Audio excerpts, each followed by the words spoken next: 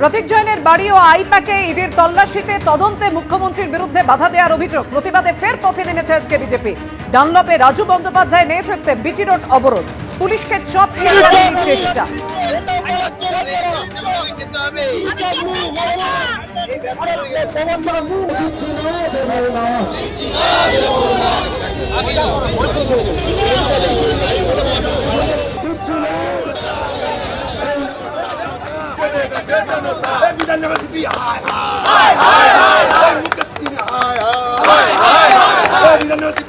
আর অন্যদিকে আইপ্যাক অভিযান নিয়ে ইডি মমতা বন্দ্যোপাধ্যায় সংঘাতের পরিস্থিতির মধ্যে বিধাননগর কমিশনারেটের সামনে বিক্ষোভ দেখায় বিজেপি কর্মী সমর্থকরা।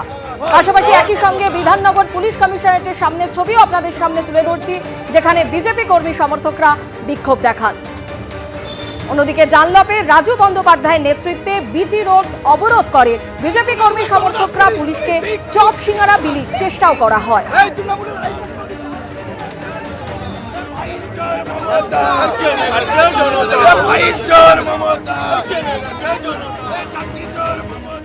আইপ্যাকের সল্টলেকের অফিস ও প্রতীক জৈনের বাড়িতে তল্লাশিতে তোলপাড়। আইপ্যাকের অফিস থেকে তথ্য সংগ্রহ পুলিশের। গোদরেজ ওয়াটার সাইড বিল্ডিং এর এন্ট্রি ও এক্সিট পয়েন্টে সিসিটিভি ফুটেজ সংগ্রহ বিধাননগর ইলেকট্রনিক কমপ্লেক্স থানার, অর্থাৎ বিধাননগর ইলেকট্রনিক কমপ্লেক্স থানার পুলিশ গিয়ে এবার গোদরেজ ওয়াটার সাইড বিল্ডিং এর এন্ট্রি অর্থাৎ প্রবেশ এবং এক্সিট পয়েন্ট বাহির পথে সিসিটিভি ফুটেজ সংগ্রহ করছে। গোদরেজ ওয়াটার সাইড বিল্ডিং এর 11 ফ্লোরে গিয়েছিল পুলিশ। সিসিটিভি ফুটেজ ও নিরাপত্তা রক্ষীদের বয়ানও রেকর্ড করছে পুলিশ। আইপ্যাকের অফিসে বেআইনিভাবে প্রবেশ এবং চুরি করার অভিযোগের পরিপ্রেক্ষিতে ইতিমধ্যে ইসিপিএস বা ইলেকট্রনিক কমপ্লেক্স তারা তদন্ত শুরু করেছে এবং সেই তদন্তের নিরিখে গতকাল রাত্রেবেলাতে এসে তদন্তকারী যে দল রয়েছে, ঠিক এই যে গোদরেজ ওয়াটার সাইড বিল্ডিং সেখানে যে এন্ট্রি অর্থাৎ প্রবেশ পথ এবং বাইরে যাওয়ার পথ, এছাড়াও 11 ফ্লোরে যেখানে আইপ্যাকের অফিস রয়েছে সেখানকার সিসিটিভি ফুটেজ ইতিমধ্যে তারা সংগ্রহ করেছে। শুধুমাত্র তাই নয়, সেই 8 তারিখে সকাল থেকে শুরু করে একদম রাত পর্যন্ত ইডি অফিসারদের আনাগোনা বা সেন্ট্রাল ফোর্সের আনাগোনা সহ যাবতীয় যে সমস্ত ছবি বা ভিজুয়ালস যা রেকর্ড করা ইতিমধ্যে হয়েছিল সেই হার্ড ডিস্কও বাজেয়াপ্ত করা হয়েছে ইসিপিএস থানার তরফে। পুলিশ সূত্রে জানা যাচ্ছে যে সেই সমস্ত ফুটেজ তারা খতিয়ে দেখবেন। ইডি অফিসার এবং সেন্ট্রাল ফোর্স কখন ঢুকেছে, তারা কখন বেরিয়ে গেছে, কারা কারা সেই আইপ্যাকের অফিসে এসেছিলেন বা এই বিল্ডিংয়ের ভেতরে প্রবেশ করেছিলেন, গোটা বিষয়টিকে এই ফুটেজ অনুসারে বা সময় অনুসারে সেই ক্রোনোলজিকে মেনটেন করা হবে বা সেটাকে দেখা হবে এবং সেটা বিশ্লেষণ করা হবে। ক্যামেরা সন্দীপ পালের সঙ্গে সুকান্ত মুখোপাধ্যায়, এবিপি আনন্দ, সল্টলেক। কেন্দ্রীয় মন্ত্রী স্মৃতি ইরানি কি বলছেন শোনাবো। পশ্চিম বাংলায় আপনারা বহু ঘটনা দেখেছেন যেখানে মহিলারা ধর্ষিত হয়েছেন। ওই ঘটনাস্থলে মমতা বন্দ্যোপাধ্যায়ের জীবনে মুখ্যমন্ত্রী যখন আছেন তখন পুলিশকে নিয়ে গিয়ে কোনো ওই মহিলাকে এবং ওদের পরিবারকে বাঁচানোর জন্য আজ অবধি কাজ করলেন না, কিন্তু একটা প্রাইভেট কোম্পানিকে ইডি রেডতে বাঁচাতে গেছেন নিজে পুলিশকে নিয়ে। আজ অবধি পশ্চিমবাংলায় যত গরিব কর্মীরা আছে ওদেরকে ওদের ন্যায় পাওয়ার জন্যে মমতা বন্দ্যোপাধ্যায় পুলিশকে নিয়ে কেন গেলেন না? বারবার পশ্চিমবাংলায় আমরা সবাই বলতাম কি মমতা বন্দ্যোপাধ্যায় তৃণমূল পুলিশকে পলিটিক্যাল ইনস্ট্রুমেন্ট বানিয়েছে। এই ঘটনাতে মমতা বন্দ্যোপাধ্যায় তৃণমূল কংগ্রেস নিজে প্রুভ করে দিয়েছে কি হ্যাঁ নিশ্চয়ই পশ্চিমবাংলা পুলিশ এখন জনতার জন্য কাজ করছে না, মাত্র টিএমসির জন্য কাজ করছে।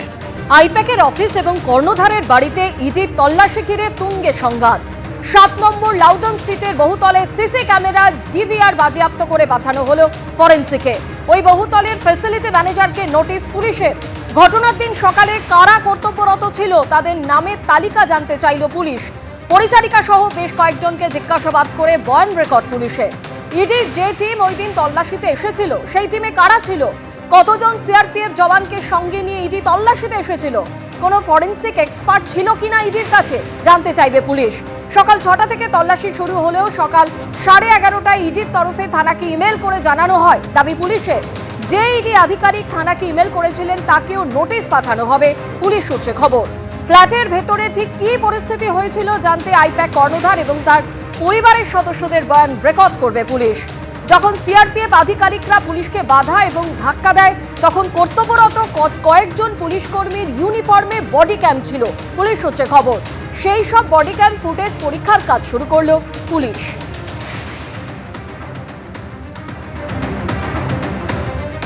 আইপ্যাকের অফিস ও প্রতীক জৈনের বাড়িতে তল্লাশিতে তোলপাড়, সুপ্রিম কোর্টে গেল ইডি।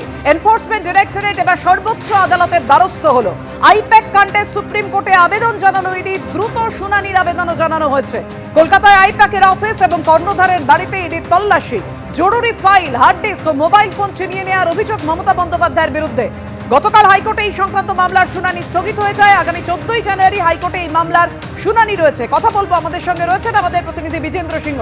বিজেন্দ্র, আগেই রাজ্য সরকার ক্যাভিয়েট দাখিল করলো, এবার সুপ্রিম কোর্টে কি আবেদন জানালো ইডি? দেখো পাপিয়া, যখন 14 তারিখ ডেট পড়েছিল কলকাতা হাইকোর্টে, তারপর থেকে ইডি চাইছিল কি তার আগে দ্রুত শুনানি করানোর জন্য তারা যে পিটিশন কলকাতা হাইকোর্টে ফাইল করেছেন রাজ্য পুলিশের বিরুদ্ধে, মমতা বন্দ্যোপাধ্যায়ের বিরুদ্ধে, সেটা তারা চাইছেন দ্রুত শুনানি করতে। কিন্তু যেহেতু কলকাতা হাইকোর্ট 14 তারিখের ডেট ঠিক করে রেখেছে, তাই তারা দ্রুত শুনানির জন্য সুপ্রিম কোর্টে দ্বারস্থ হবেন এরকম একটা ইঙ্গিত তারা দিয়েছিলেন। কিন্তু আজকে দেখা গেল তাদের আগে আজকে ক্যাভিয়েট দাখিল করা হয় প্রথমে রাজ্য সরকারের তরফ থেকে, যেহেতু রাজ্য পুলিশকে তারা পার্টি করেছিলেন। এবং যদি ইডি আসে সুপ্রিম কোর্টে, সেক্ষেত্রে রাজ্য সরকারের জন্য বক্তব্য শোনা হয়, সেটা রাজ্য সরকারের তরফ থেকে তাদের পিটিশনের মধ্যে বলা হয় যে ক্যাভিয়েট ফাইল করা হয়। তারপরেই আমি দেখলাম কি ইডিও মামলা করেছে সুপ্রিম কোর্টে, যেটা আভাস করছিলেন রাজ্যের তরফ থেকে করা হচ্ছিল, সেটা সত্যি হয়েছে। এখন ইডি মামলা ফাইল করেছে এবং তারা চাইছেন দ্রুত শুনানি করার জন্য। এবং সোমবার যখন কোর্ট খুলবে তারা অনুরোধ করবেন চিফ জাস্টিসের বেঞ্চে দ্রুত শুনানি এখানে করা হোক। কিন্তু যেহেতু এখন রাজ্য ক্যাবিনেট ফাইল করে রেখেছে, তাদের বক্তব্য শুনবে কোর্ট, যদি কোনো ইন্টারিম অর্ডার দেয় তার সম্ভাবনা কিছু কমই এখন দেখা যাচ্ছে এই মুহূর্তে পাপিয়া। কেন কি আমরা জানি 14 তারিখের ডেট রয়েছে কলকাতা হাইকোর্টে। এখন কলকাতা হাইকোর্টে মামলা পেন্ডিং রয়েছে, আর্জেন্সিটা কতটা রয়েছে এখন ইডিকে দেখাতে হবে সুপ্রিম কোর্টের কাছে, তাহলেই সুপ্রিম কোর্ট রাজি হবে এটাকে সুপ্রিম কোর্টে শুনানি করার জন্য। ধন্যবাদ বিজেন্দ্র তোমায়। বিজেপি নেতা রাহুল সিনহা কি বলেছেন দেখুন। আমরা জোর করে তদন্তের মধ্যে ঢুকে সরকারি কাজে হস্তক্ষেপ করেছি, আর এই ফাইল চুরি করে নিয়ে এসছি, এই ল্যাপটপ চুরি করে নিয়ে এসছি। কি ছিল ফাইলে, কি ছিল ল্যাপটপে? যদি আনারই হতো ইডি অফিসারদের দেখাতেন যে এই ফাইলের মধ্যে রাজনৈতিক বিষয় ছাড়া আর কিচ্ছু নেই, এই ল্যাপটপে রাজনৈতিক বিষয় ছাড়া কিচ্ছু নেই, সেই কারণে আমার জিনিস আমি নিয়ে যাচ্ছি, না দেখিয়ে হরণ করে নিয়ে আসা, এ তো পরিষ্কার মুখ্যমন্ত্রীর ক্ষমতার অপব্যবহার করে এ এক ডাকাতি। ডাকাতের স্থান হওয়া উচিত জেলখানায়। অতএব ক্যাবিনেট করলেও জেল যাত্রা হবে, ক্যাবিনেট না করলেও জেল যাত্রা হওয়া। হাইকোর্টের পরবর্তী শুনানির জন্য অপেক্ষা না করে, অর্থাৎ শুনানি স্থগিত রেখে যে 14ই জানুয়ারি দিন দেওয়া হয়েছে, সেই শুনানির জন্য অপেক্ষা না করে ইডি কেন দ্রুততার সঙ্গে সুপ্রিম কোর্টে আবেদন জানালো, প্রশ্ন তুলেছেন দেবাংশু ভট্টাচার্য। দেখুন, যারা 6 দিনের অপেক্ষা করতে না পেরে ইমিডিয়েট তদন্তের জন্য সুপ্রিম কোর্টে চলে গেল, তারা 2022 সালের গোয়া বিধানসভা নির্বাচনে নাকি কয় লাখ টাকা খেটেছে বলে যে অভিযোগ করেছে, সেই 2022-এর নির্বাচন পেরিয়ে 23, 24, 25 তিনটে গোটা বছর কেটে গেছে। তো আমাদের বক্তব্য, এই 3 বছর কি তারা উলের কথা বুনছিলেন?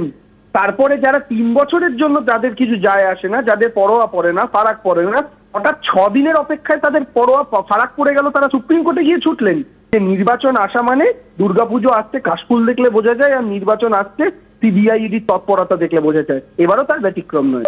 এবিপি আনন্দ, এগিয়ে থাকে, এগিয়ে রাখে।